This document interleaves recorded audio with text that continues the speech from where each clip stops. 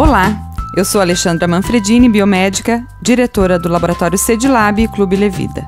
No episódio de hoje, quero falar com você sobre uma doença que afeta aproximadamente 44 milhões de pessoas em todo o mundo e que a perspectiva para os próximos 30 anos é triplicar esse número. Falo da doença de Alzheimer. O Alzheimer é uma doença neurodegenerativa que provoca a diminuição das funções cognitivas, ou seja, da percepção, da atenção, da memória, da linguagem e das funções nossas do dia a dia, de executar as nossas tarefas.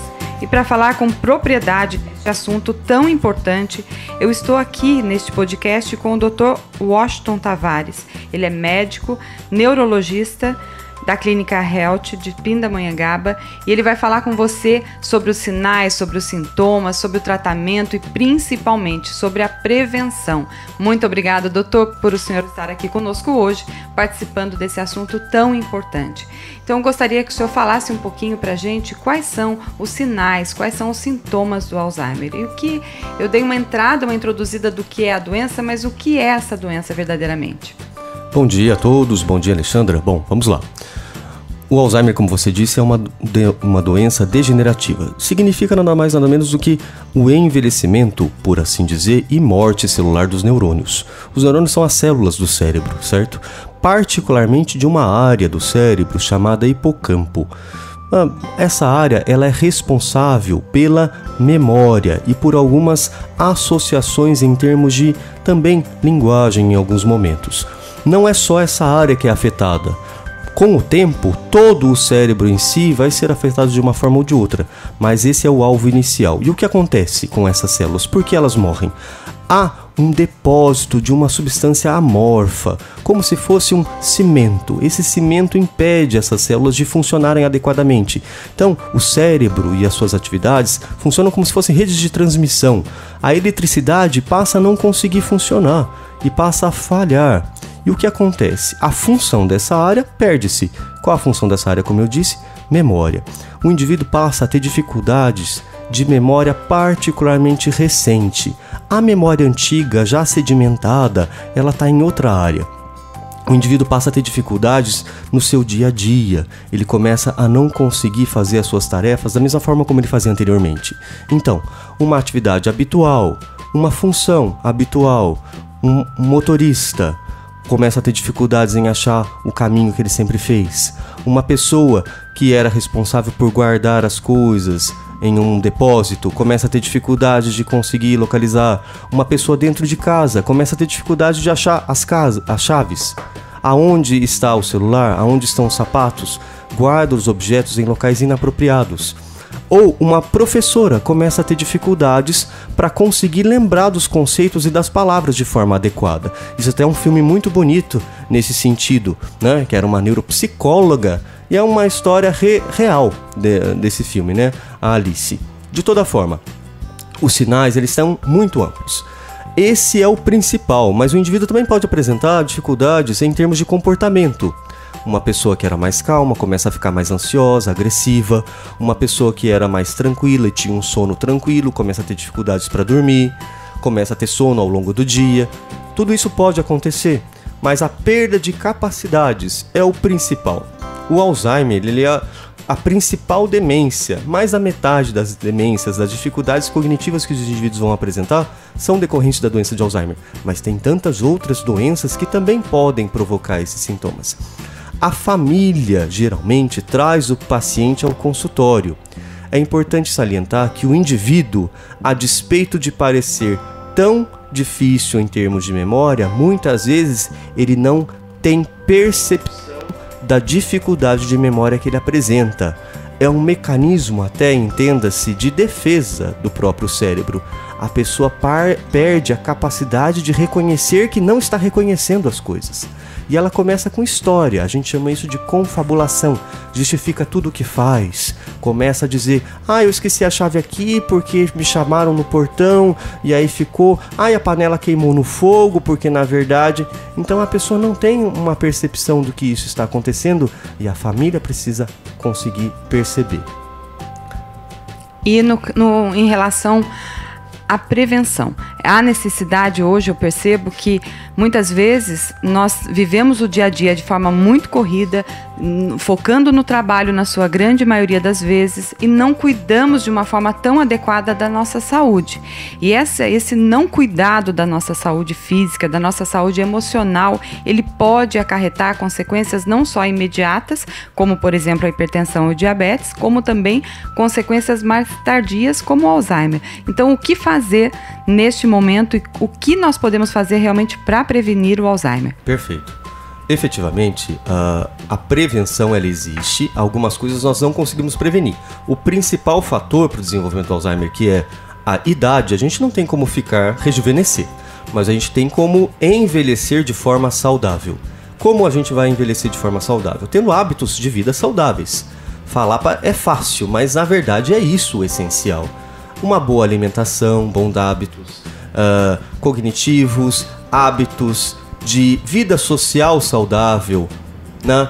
Um indivíduo que tem dificuldades, como você falou mesmo, dificuldades emotivas, dificuldades psicológicas também vão interferir, mas principalmente em termos de prevenção, alimentação saudável e, antes disso, atividade física.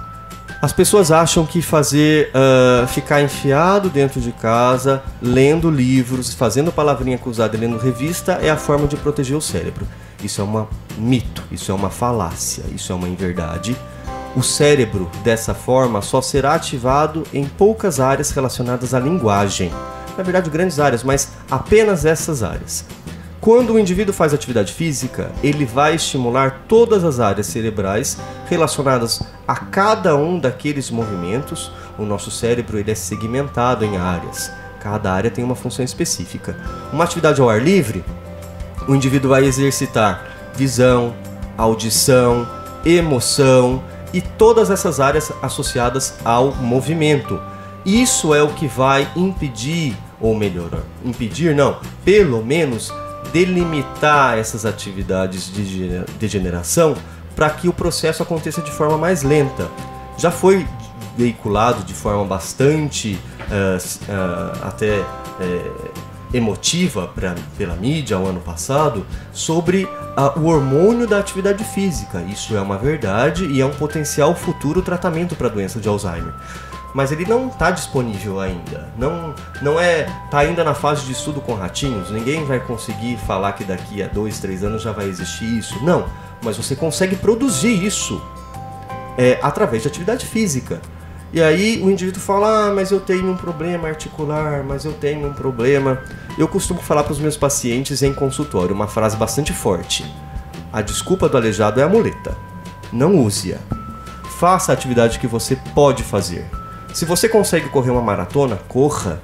Se você consegue dar a volta 2 vezes em casa, dê. É isso.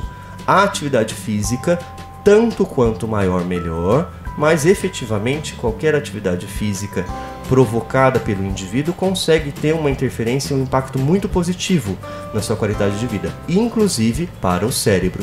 O cérebro precisa de nutriente, o cérebro precisa de funcionalidade, ele precisa de ativação. Trancar num quarto escuro, ficando lendo livrinho, revista e fazendo palavrinha cruzada vai fazer você ser um craque em palavra cruzada e só isso. É exatamente isso. E outra coisa importante que eu vejo é que a doença, ela não tem desculpa. Nós damos desculpa para não fazer uma atividade física ou para não ter uma alimentação mais equilibrada. Mas a doença não, ela vem. Então não tem essa de que, não. O que nós temos que fazer é olhar para os nossos hábitos e rever hábitos. O que realmente eu preciso fazer para eu ter mais saúde. Porque se eu não fizer, não tem outra escapatória. A evolução, não é? Eu creio que assim, a causa exata do desenvolvimento do Alzheimer ainda não se sabe, né? Mas existem algumas pessoas que têm uma predisposição maior a desenvolver a doença do que outras. Sim, então vamos lá. Os indivíduos com mais propensão, os indivíduos de fatores de risco. Em primeiro lugar, a idade. Segundo lugar, os indivíduos que já têm um perfil genético, né? Isso é uma verdade também. Familiares de primeiro grau até de segundo grau com história para a doença de Alzheimer. Então aquelas histórias de eu estou com medo porque a minha mãe ou meu pai ou minha avó teve doença de Alzheimer. Isso é verdade. Outros indivíduos que têm doenças degenerativas outras.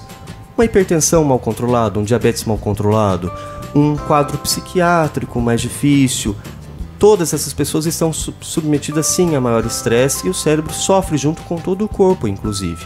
Isso pode anteceder o início do desenvolvimento da doença. Como você disse, nós não sabemos o que de fato iniciou a produção daquela substância para ser depositada lá. A gente sabe o que acontece depois disso.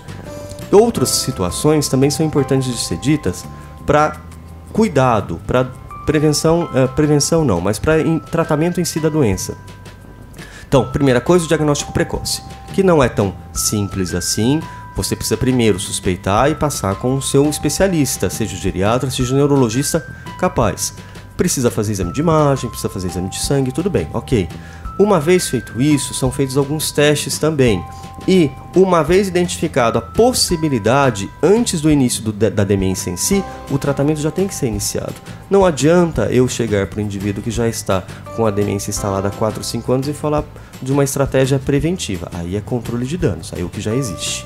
E a gente pode dizer que a atividade física faz parte do tratamento do Alzheimer? A atividade física, isoladamente, foi comprovada, ela é tão ou às vezes até mais benéfica do que medicação, em termos de prevenção e em termos de tratamento. Tem outras estratégias também. A medicação em si existe, inclusive está disponível em rede pública, via uma coisa chamada, a gente faz processo de alto custo, enfim, qualquer médico é capaz e habilitado para fazer isso, mas a alimentação também existe, principalmente nas fases iniciais, um controle dietético. Então o indivíduo tem alguns hábitos saudáveis, ingesta de frutos do mar, castanhas e cogumelos, que não é uma coisa muito rotineira no nosso meio, parece ter uma situação de auxílio também no controle das doenças. Além da atividade física, hábitos de vida sociais saudáveis. Não ficar trancado dentro de casa, sair, conversar, falar com as pessoas. Evitar excessos de vícios, tabagismo, álcool, também tem um benefício. E outras situações, cuidar das suas próprias doenças pré-existentes. Então, uma pessoa triste, sozinha, que tem hipertensão, diabetes, não quer se tratar, as chances dela desenvolver uma doença demencial são muito maiores do que uma pessoa que se trata e se cuida e faz atividade física, sem dúvida. Exatamente. Então hoje nós falamos sobre o Alzheimer, uma doença que afeta milhões de pessoas em todo o mundo e que nós sabemos que, se não sabíamos, agora ficamos sabendo que a atividade física ela é fundamental para que a gente possa prevenir. Então, a mensagem é, vamos mexer o nosso corpo, seja mexer o nosso corpo físico, seja mexer também a nossa cabeça, o nosso cérebro, desenvolvendo atividades, aprendendo novas coisas no dia a dia, para que a gente possa ter um cérebro saudável, ter um cérebro que vá fazer novas conexões a todo instante para que isso possa prevenir então o Alzheimer. Vamos controlar o nosso peso, isso é fundamental, e a nossa alimentação também. Então eu agradeço muito, doutora, a sua participação hoje no nosso podcast e eu quero que o senhor deixe uma mensagem para quem está nos ouvindo agora, para que fique atento à prevenção do Alzheimer. Muito bem. Olha só, todos querem levar uma vida saudável, todos querem todo mundo quer acordar em outro lugar na sua partida.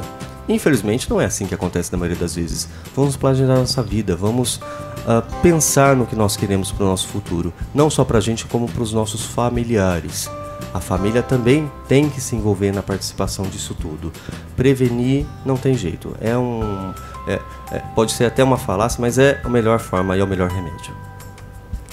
Muito bem, e você que está nos ouvindo agora, se você quiser continuar recebendo todos os nossos podcasts, você pode se inscrever no nosso canal do YouTube, ative lá o sininho, porque toda vez que nós publicarmos um podcast novo, publicarmos um vídeo novo, você vai receber no teu celular.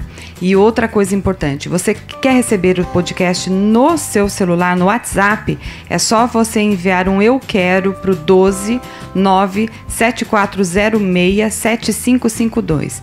E aí você fica conosco, porque toda semana tem um novo assunto, seja relacionado à saúde física, saúde emocional, para que você possa ter mais saúde e mais qualidade de vida. Um grande abraço e até a próxima semana, se Deus quiser.